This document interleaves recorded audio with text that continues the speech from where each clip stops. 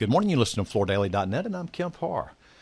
This morning, my guest is Celia Lehrman, who is the Home and Appliance Deputy Content Director with Consumer Reports. Celia, how you doing? I'm very well, thank you. Well, thanks for being on my show. You know, I got to tell you, I've always been a fan of Consumer Reports. Most people know magazine's been around for a long time, about 75 years. You're, true journalists. You seek the truth. You don't accept advertising, so that keeps it clean. And you actually have laboratories where you test products. And this year, you've tested flooring. We'll get into that in just a minute. But your particular background, you are a journalist. You went to Queens College. And prior to this gig, you also worked for This Old House for a little while, didn't you? Yes, I did, and I've also worked for other of the design and so-called shelter magazines over the course of my career. Mm-hmm. One of the things that where this caught our attention, and we just did a news story on this week, is you are very timely in doing a little quick story in the September issue related to formaldehyde in flooring.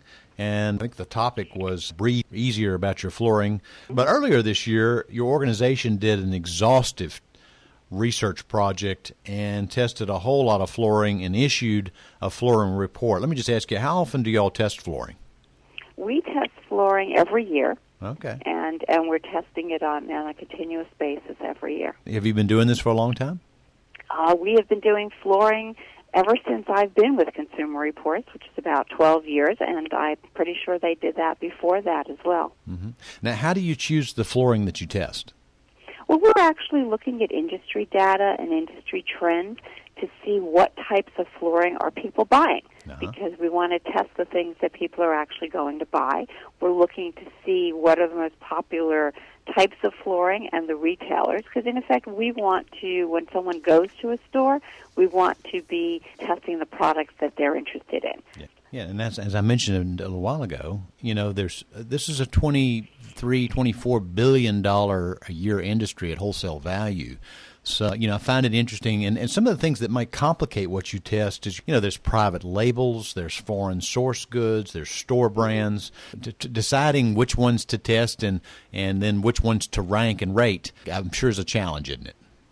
Well, it's a challenge to figure out which ones to test, but then the ranking and the ratings are, we have a very rigorous test procedure, and it is repeatable and reliable. So once we actually pick the products, then it really depends on what the tests. We have no influence over how the testing, the results are the results. They are what we find in our tests. And let me just ask you, this year when you did the flooring testing, how many particular products did you test? I mean, it was under 100, wasn't it? Yes, that's about how many there are in our current rating. Yeah, okay. And one of the things that I find very interesting is most people know with Consumer Reports you have those little circles, black circles, red circles, and right, whether or not they're filled in or not. And that gives you a quick visual for scanning, and then you have little checks, which means, we like this product. And when you test it, when the consumer is choosing flooring, in our industry, we think there's probably 4 facets they care about. One of them is the fashion aesthetics. One of them is the price value. One of them is the quality performance. And the other one is the maintenance profile. So you really go deep, I think, in the quality performance because you're testing, resist foot traffic, resist scratches, resist stains, resist dents, resist UV sunlight. So you really go long on the performance piece of it, don't you? Yes, we do, because that's part of the benefit. Flooring is a relatively permanent purchase. Right. So you're I think right, attracted. People are attracted to how it looks, but it's also going to be a product that gets a lot of use and possibly a lot of abuse. So you want the product that's going to look the best, the longest. So that you don't have to, sort of replace it because it's inexpensive and can be a difficult replacement. Yeah. 2 areas that you went deep this year that are, as most people would know, that study flooring, that have been in the news. We mentioned a minute ago about the formaldehyde content. Obviously, that was brought to a head last year with the 60-minute story on lumber liquidators. And you quite accurately reported that the EPA is adopting the CARB, California Air Resource Board, standards or limits on formaldehyde, and that was very timely reporting. You also this year did some testing on vinyl flooring related to phthalate testing, and there's a little video clip in there, and I was real impressed with that. So you actually are pretty tuned in to some things that are going on, aren't you? Well, we try to be. I mean, when there's a concern that comes up, what is unique to us is that we have the actual ability and the expertise to do the testing on the products to see if, what is the level of concern, because we want to be able to sort of tell people what they need to know, but also not to panic them. We want to sort of try to set the appropriate response so that people know what to do.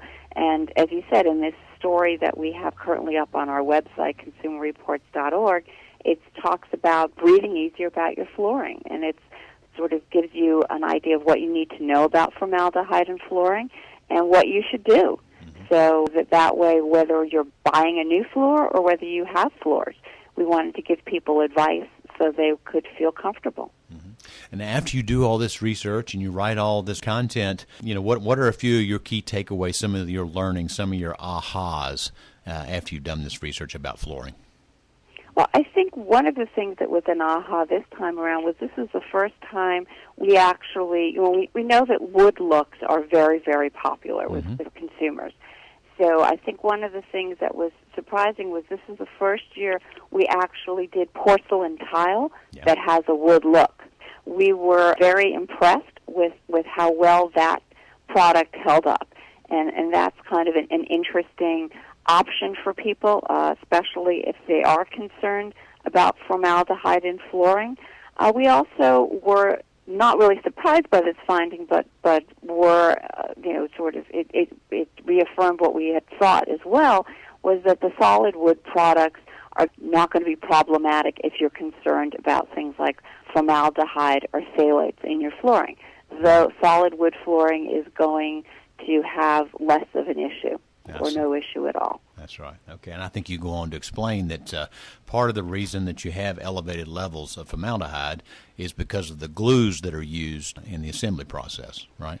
That's correct. So that just means also, too, with something like a porcelain tile floor, you have to be careful when you're installing it to make sure you're using formaldehyde-free glues, or your installer is using formaldehyde-free glues. So I think that those were sort of interesting. I think one of the really good news things that we found about some of, because it was actually a small test that we had started on formaldehyde and flooring, was that it is possible for products such as engineered lumber or vinyl floors to actually have lower levels of formaldehyde. They don't all do that, but it's actually possible. So that means that is something that is within manufacturers' grasp to do. All right, let me just circle back around to one question I asked you earlier. So these top products that you test, and this year in this report is around 100, do you just go out to the store and you buy these things? Or Yes, that's exactly what we do. We have secret shoppers so that so no one knows that it's coming to Consumer Reports for testing, and we just go to the stores and buy them. Some of the products, not necessarily flooring, but some of our other products you can purchase them online. We just anonymously purchase them online. None of the information when we're buying this says, "Oh, we're buying this for Consumer Reports testing." Okay, all right, great. Well, thank you for spending time with us again. Very, very interesting article, and can imagine that since I make my living in this business, I found it very interesting to read. Again, been talking to Celia Lehrman, the Home and Appliance Deputy Content Director with Consumer Reports, and you've been listening to Kemp Harr and FloorDaily.net.